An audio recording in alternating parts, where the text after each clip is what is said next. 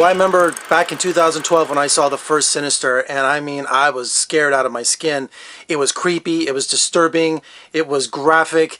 It's really hard to break through with a new character in horror films. And Bhughul, the boogeyman, he looked terrifying, he popped up when he wasn't supposed to.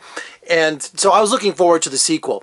And Sinister 2, I love how they kind of just dismissed the first film. I mean, we have Bhughul back again, but this time we're in a farmhouse in the middle of nowhere.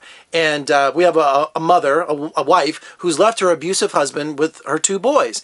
And the two boys are played by the real-life identical twins, the Sloan brothers. And, of course, one brother was abused more than the other. The father beat on him, so when they get to this house, he's just perfect for Bhughul and all these other children that were his victims. It's really creepy.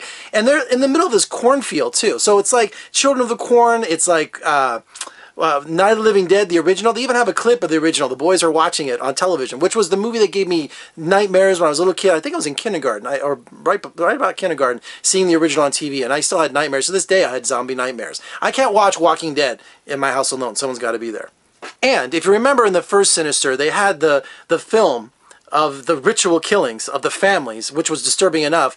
There's a bunch of them in this one. We have a fishing trip that went bad. We have a home remodel that goes terribly wrong. We have a killing in a church that goes... I mean, it is so disturbing that I'd love to meet the writers of this movie and just say, where in the world do you get these sick ideas from? I love it! One complaint about Bhughul, about the boogeyman, is he's so well dressed. Do you see this? He's wearing like a suit with no tie and the collar out. He looks like he's going clubbing for a night. I never understood how this demon from another plane is so well dressed. I just kind of wish he had something a little bit more... I don't know, something that they would wear during the Salem witch trials or something like that. But he just shows up in this suit all the time. Thought it was really bizarre. So you have all these kids in this basement. You have all the ghost kids, and you have these ritual killings, and it's just really disgusting. It's really, really disturbing. The movie kind of moves along fast, and that's okay, you know, because it's horror films. If they linger on too long, they kind of wear out their welcome. But Sinister 2, I thought it was pretty cool. Now again, real quick, I want to go back to one of my complaints about these kind of movies. When you have demons, when you have something like, you know, like take the movie Constantine. That's a great example. Demons are heading on Earth and they're terrorizing people, yada, yada, yada. Why can't they fight back?